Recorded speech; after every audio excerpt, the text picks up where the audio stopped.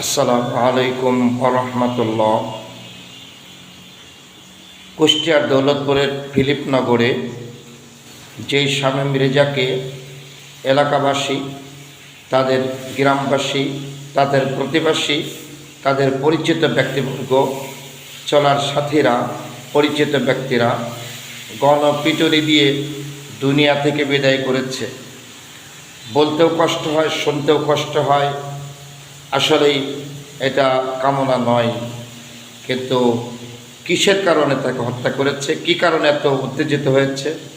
কারণটা হলো, যিনি ডাক্তার তিনি ডাক্তার পরিচয় দেন, যিনি শিক্ষক তিনি শিক্ষক পরিচয় দেন, যিনি আলেম তিনি আলেম পরিচয় দেন, যিনি জেনারেল তিনি জেনারেল পরিচয় দেন। ধন্যবাদ জানাই, উনি ঢাকা বিশ্ববিদ্যালয় থেকে মাস্টার্স পাস, গ্রাজুয়েশন, এত বড় উচ্চশিক্ষায় শিক্ষিত ব্যক্তি। তার চেহারা সুরত, তার মোজ দাড়ি, তার কার্যক্রম, তার বাড়িতে নাচ ড্যান্স, মহিলা আগমন, তার মধ্যে পুরুষ নারী সংমিশ্রণ, তারপরেও তার নামের সঙ্গে লাগানো হচ্ছে, লেখা হচ্ছে, বর্ণনা হচ্ছে পীর সাহেব। পীর সাহেব কি এত সহজ নাকি? সোয়াবিন তেলের নাম নাকি পীর সাহেব? যারা এখনও লিখতেছেন মিডিয়া ব্যক্তিত্ব, স্থানীয় আঞ্চলিক যারা পীর সাহেব দিচ্ছেন, হাস্যকর, লজ্জাস্কর, ঘৃণিত বাক্য এটা। এই ব্যক্তির নামের সঙ্গে কখনো পীর কথা বা লেখা বলা মানানো যায় না। পীরের কিছু বৈশিষ্ট্য থাকে।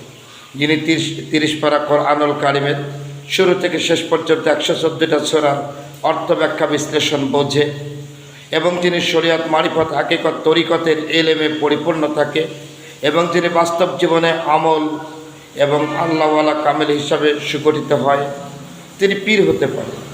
কিন্তু কোথাকার কি ওমরা জমরা, নৈমদ্দি, সলিমদ্দি, যাদের কার্যক্রম ইসলাম বিদ্বেষী, যাদের কথা বাক্য কোরআন বিরোধী, তাদের নামের সঙ্গে পীর সাহেব দেওয়া হচ্ছে। এটা কেমন করে হয়? জগৎ দুনিয়া কি এত অন্ধ হয়ে গেল? বিবেক কি এত অন্ধ হয়ে গেল? অতএব এই ব্যক্তির যা পাওনা ছিল, এলাকার লোকজন শিখিয়েও দেয়নি, তামাম পৃথিবীবাসী দেখছে।